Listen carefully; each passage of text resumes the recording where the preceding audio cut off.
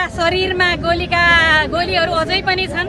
हाम्रा परिवारका सदस्यहरू घाइते भइरहेका छन्, जेल र नेल भोगेका छन् भने त्यो तातो रगतले ल्याएको यो गणतन्त्रमा हामी नै यिनीहरूको पिटाइ खाएर यिनीहरूले आँखा फुडाइ मागेर कहिलेसम्म बस्ने, हामी पछाडि हट्नेवाला छैनौँ। अब अगाडि बढ्दै जाँदा युद्धको मैदान हो भनिन्छ, भिरको बाटोभन्दा वीरको बाटो धेरै कठिन हुन्छ, त्यो हामीलाई थाहा छ।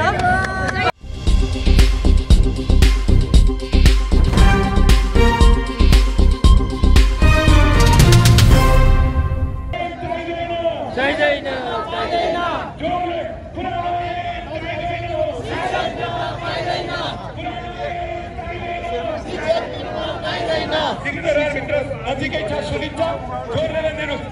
पुरानो ऐन चाहिँदैन, पुरानो ऐन चाहिँदैन, पुरानो ऐन चाहिँदैन। हाम्रो माग पुरा गर, विद्यालय ऐन जारी गर। स्वागत छ यहाँलाई। धन्यवाद। यहाँको शुभ नाम? मेरो नाम दमन्ता मैनाली हो। कुन स्कुलमा पढाउनुहुन्छ, कुन ठाउँमा? नारायणजन मावि चन्द्रगिरी 9बाट अहिले आन्दोलनमा हाजिर छु। ओके, अब तपाईँ कविता सुनाउनको लागि रेडी हुनुहुन्छ होइन? कविता हो कि विज्ञप्ति हो यो सरकारलाई? यो कविता नै हो। यो हिजोको सरकारद्वारा गरिएको चिया जतिको विरुद्धमा एउटा कविता लेखेर ल्याएको छु र कविताको शीर्षक छ मैदान छोडी भाग्ने छैनौ भन्ने शीर्षक छ। ए सत्ता हाँक्ने ड्राइभरहरू हो, ए सत्ता हाँक्ने ड्राइभरहरू हो, तिमीले पुरानो ऐन टालटुल गरिरहँदा हाम्रा गुरुहरू श्रम शोषणको डढेलोमा जलिरहेका छन्। हाम्रा गुरुहरू श्रम शोषणको डढेलोमा जलिरहेका छन्। हामीले न्यायको आवाज उठाउँदै ओठ सुकिरहँदा, हामीले न्यायको आवाज उठाउँदै ओठ सुकिरहँदा तिमी 84 व्यञ्जनको अमिलो डकार्दै कुर्लन्छौ। तिमी 84 व्यञ्जनको अमिलो डकार्दै किन कुर्लन्छौ? तिमी देशको माटो पानी र नागरिक बेचेर रङ्गीन दुनियाँमा रहँदा, तिमी देशको माटो पानी र नागरिक बेचेर रङ्गीन दुनियाँमा रहँदा हामी गाउँ गाउँमा चेतनाको सन्देश छर्दैछौँ। शरीरभरि गोली बोकेर हामीले ल्याएको गणतन्त्रको भुइँ चढेर, हाम्रा शरीरभरि गोली बोकेर हामीले ल्याएको गणतन्त्रको भुइँ चढेर शहीदको रगतले रङ्गिएका रक्तरञ्जित झन्डामुनि बसी हामीलाई लाठी बजार्दैछौ किन? शहीदको रगतले रङ्गिएका रक्तरञ्जित झन्डामुनि बसी हामीलाई लाठी किन बजार्दैछौ? पत्रकारको आँखा फोर्छौ, पत्रकारको आँखा फोर्छौ, शिक्षकलाई डन्डी लगाउँछौ। पत्रकारको आँखा फोर्छौ, शिक्षकलाई डन्डी लगाउँछौ। इतिहास साक्षी छ हेर, इतिहास साक्षी छ हेर, यी आँसुले 84मा तिमीलाई बगाउँछौ। यी आँसुले 84मा तिमीलाई नै बगाउँछौ। कति चिथोर छौ तिम्रा खुनी पन्जाहरूले, कति चिथोर छौ तिम्रा खुनी पन्जाहरूले। सत्ता र भत्ताको कुली यो चास्नीमा मातेर, सत्ता र भत्ताको कुली यो चास्नीमा मातेर। सुन्निएको शरीरलाई मोटाएको ठानी गर्व गर्छौ भने, सुन्निएको तिम्रो शरीरलाई मोटाएको ठानेर गर्व गर्छौ भने होसियार, होसियार, तिम्रा बन्दुक र बारुदहरू बुटहरू तिमीतिरै फर्कन सक्छन्।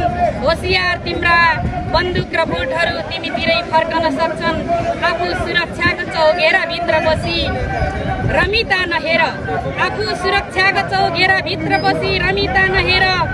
तिमी कुर्सी जोगाउने र सत्ता लम्ब्याउने खेल मात्र नखेल।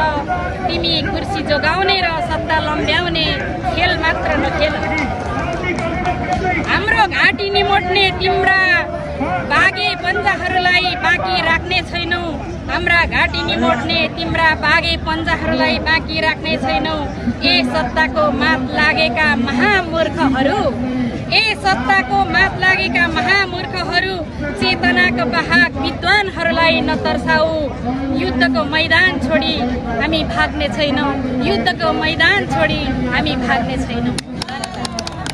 युद्धको मैदान छोडेर नभाग्ने कुरा कवितामा उतार्दै गर्दा तपाईँ साहित्यिक हिसाबले अगाडि बढ्दै गर्दाखेरि होइन अब यो सरकारले तपाईँहरूको माग सुनवाई गरेन भाग्नै परेन त्यसपछि सुनवाई गरेन भने पनि हामी भाग्नेवाला छैनौँ कहाँसम्म पुग्नुपर्छ हाम्रो लक्ष्य एकदम दरिलो लक्ष्य छ 27 दिन भइसक्यो आज होइन 27 दिन भनेको चान्जुन जोग होइन यत्रो दिनसम्म सडकमा अब देशकै बुद्धिजीवी शिक्षक वर्गको आन्दोलनलाई नै सरकारले टेरेन भनेपछि त अबको तपाईँहरूको आन्दोलन चाहिँ अबको तरिका चाहिँ कस्तो होला आन्दोलनले केही मोडालिटी परिवर्तन त गर्दै जाला तर आन्दोलन हाम्रो जारी रहनेछ हामी पछाडि हटेर फर्कन्छौँ भन्ने सरकारले नसोचे पनि हुन्छ यो ल्याएको गणतन्त्र तिनै सत्ताधारीले मात्रै ल्याएको होइन हाम्रा शरीरमा गोलीहरू अझै पनि छन् हाम्रा परिवारका सदस्यहरू घाइते भइरहेका छन् जेल र नेल भोगेका छन् भने त्यो तातो रगतले ल्याएको यो गणतन्त्रमा हामी नै यिनीहरूको पिटाइ खाएर यिनीहरूले आँखा फुडाइ मागेर कहिलेसम्म बस्ने हामी पछाडि हट्नेवाला छैनौँ अब अगाडि बढ्दै जाँदा युद्धको मैदान हो भनिन्छ वीरको बाटो भन्दा वीरको बाटो धेरै कठिन हुन्छ त्यो हामीलाई थाहा छ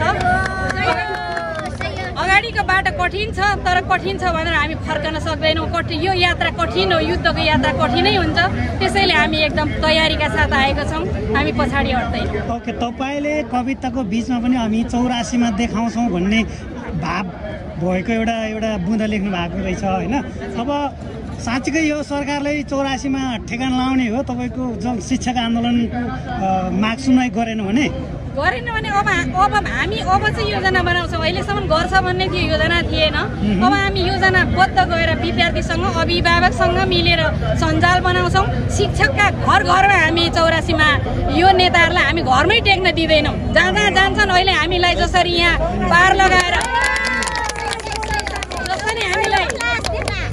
निषेधित क्षेत्र राखेर हामीलाई जसरी ढुङ्गामुढा गरेर चाहिँ बारदलीमा लुकेर चाहिँ ढुङ्गामुढा हिजो गर्न लगाएको छ हामी त्यसरी नै हाम्रा घर घरमा नेताहरूलाई चाहिँ निषेधित क्षेत्र घोषणा गरेर हामी अगाडि बढ्न दिँदैनौँ र हामीसँग हाम्रा साथमा त नेतासँग जस्तो छ भन्दा धेरै साथ छ विद्यार्थीको साथ छ अभिभावक हामीसँग छन् विद्यार्थी हामीसँग छन् बौद्धिक वर्ग हामीसँग छ केही भाडाका मान्छेहरू नहुन् त्यो सत्ताधारीहरूसँग त त्यसैले अब भाडाका मान्छे त्यति बेला घर घर गइदिँदैन अहिले पो यहाँ बार राखेर बसेका छन् त त्यो बेला त हाम्रो हुन्छ नि त गाउँको सत्ता त हाम्रो सत्ता हो भोटको सत्ता त हाम्रो सत्ता छ त्यसैले भोटमा जाँदाखेरि हामी देखाउँछौँ अब हामी यो तयारीमा अब तपाईँहरूको माग यति जायजै छ भनेर गत वर्ष पनि तपाईँहरू सडकमा सुतेर आन्दोलन गर्नुभयो 6 बजे सहमति भयो होइन अहिले शिक्षा ऐन ल्याउनु पर्छ भन्छ शिक्षा ऐन सरकारले नल्याउने होइन अब सुनवाई नगर्ने माग जायज छ भने चाहिँ उहाँहरूले किन सुनवाई गरेन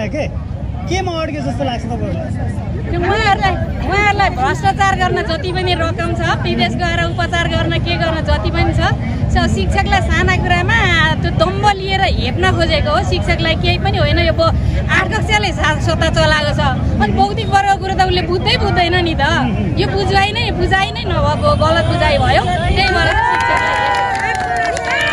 तपाईँहरूको आन्दोलन अगाडि जुन बेलासम्म जतिखेर शिक्षा ऐन आउँदैन तबसम्म आन्दोलन अगाडि बढ्छ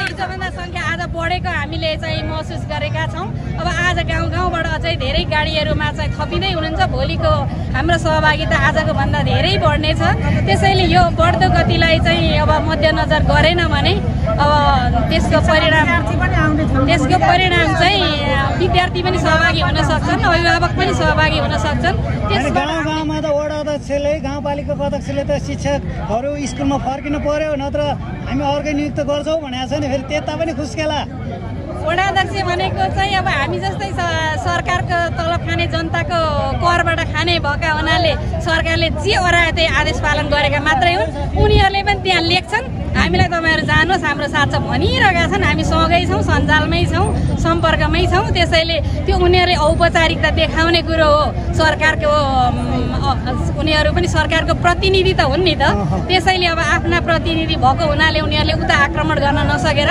हामीलाई ब्याकबाट चाहिँ सपोर्ट गरेर उकासिरहेछन् त्यसैले हामी उनीहरूबाट पनि सहयोग नै लिइराखेका छौँ अन्तिममा यो सरकारलाई हैन देशका सम्माननीय प्रधानमन्त्री केपी शर्मा ओली हुनुहुन्छ उहाँलाई अब नयाँ शिक्षा मन्त्री आउनु भएको छ उहाँलाई र सम्बन्धित निकायले आन्दोलनको तर्फबाट चाहिँ अन्तिममा के भन्न चाहनुहुन्छ त हाम्रो माग तुरुन्त पुरा गर्नुहोस्। हाम्रा मागहरू गलत छैनन् कि गलत छन् भने गलत छन् भनेर चाहिँ पुष्टि गर्नुहोस्। तपाईँहरूले बारम्बार चाहिँ ठिक छन् भनेर सहमति गरिसकेको छ। अहिले हामी यी माग भनेर हामीले मागै देखाउनु पर्ने जरुरतै छैन। अहिलेको माग भनेको नयाँ ऐन आउनुपर्छ। अब सबै थोक नेताहरूलाई चाहिँ अब सङ्घीय राजतन्त्र नचाहिने, सङ्घीयता चाहिने, गणतन्त्र चाहिने, लोकतान्त्रिक गणतन्त्रात्मक संविधान चाहिने, तर ऐन चाहिँ किन पञ्चायती कालको 28 सालको 54-55 वर्ष अगाडिको ऐन राखिरहनु भनेको उहाँहरूको चाहिँ एकदम लाचारपन हो। हामीले जसरी पढाउनको निम्ति जागिर खाएका छौँ, उनीहरूले त ऐन ल्याउनको निम्ति जागिर खाएका हुन् नि त। उनीहरूको दायित्व हो, आफ्नो दायित्व। हामीले यहाँ आएर माग गर्नुपर्ने जरुरत नै होइन, नगरेको हुनाले हामीले माग गर्नु परेको छ। यो नै विडम्बना हो। विश्व राजनीतिले सुन्यो भने, विश्व राजनीतिले सुन्दाखेरि यो नेताहरूको नेतृत्वहरूको अहिले नै बदनामी भइसकेको छ। उनीहरूले आफ्नो दायित्व नै बिर्सेर चाहिँ शिक्षकहरूमाथि दमनकारी नीति अगाडि बढाउँदैछन्। यो चाहिँ एकदम दुनियाँले देख्दा लज्जास्पद छ। यसबाट चाहिँ लाज पनि लजाइरहेको अवस्था छ। यहाँहरूलाई धेरै धेरै धन्यवाद। तपाईँको शुभ नाम भन्नुहोस्। म आरसी भट्टराई हो। हाम्रो चाहिँ देशमा अहिले शिक्षकहरू आन्दोलनमा एकदम सक्रिय ढङ्गले लागिरहेको स्थिति छ र यो हामी जायज र उपयुक्त मागहरू राखेर यो आन्दोलनमा होमिएका हौँ।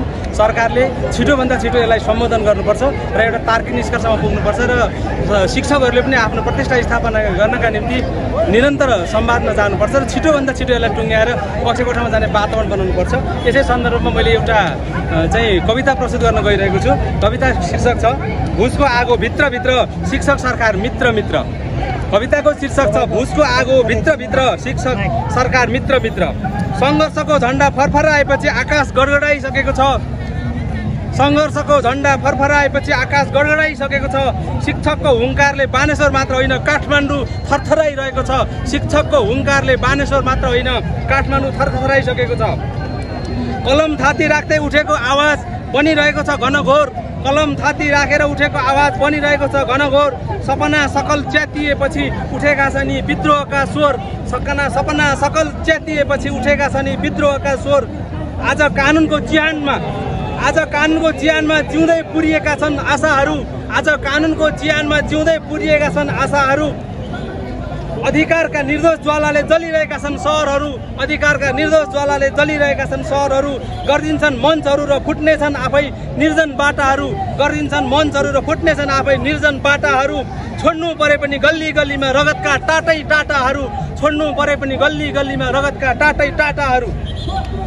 चट्टानी छातीहरूमा ज्वाला दन्दनी दन्कन थालेको छ। चट्टानी छातीहरूमा ज्वाला दन्दनी दन्कन थालेको छ। आश्वासनका मलहरू खरानी भई ढल्न थालेको छ। आश्वासनका मलहरू खरानी भई ढल्न थालेको छ। शङ्खघोष गर्नुपर्छ सडकका किल्ला किल्लामा। शङ्खघोष गर्नुपर्छ सडकका किल्ला किल्लामा। आन्दोलन छेड्नुपर्छ अब पक्कै जिल्ला जिल्लामा। आन्दोलन छेड्नुपर्छ अब पक्कै जिल्ला जिल्लामा। चितकार र आँसुको कुहिरो बीच चिच्याएका छन् सपनाहरू। चितकार र आँसुको कुहिरो बीच चिच्याएका छन् सपनाहरू। टकटकाइरहेका छन् कथित लोकतान्त्रिक तानाशाहका थपनाहरू। टकटकाइरहेका छन् कथित लोकतान्त्रिक तानाशाहका थपनाहरू। ढल्दैछ सत्ता काँपिरहेको छ थरथर सिंह दरबार।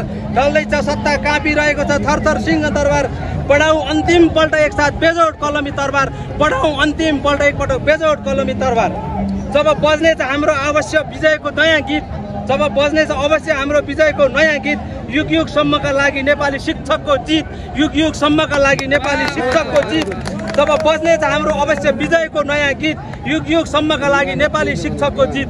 युग युगसम्मका लागि नेपाली शिक्षकको जित। आफूले अन्याय गरेको आभास सरकारलाई दिउँ पक्का। आफूले अन्याय गरेको आभास सरकारलाई दिउँ पक्का। 100 थुकी नदी बानेश्वर प्रहरीलाई दिउँ शक्तिशाली धक्का। 100 थुकी नदी बानेश्वर प्रहरीलाई दिउँ शक्तिशाली धक्का। आजै तोडौँ फलामका जन्जिर र छिरौँ नजिकको संसदभित्र।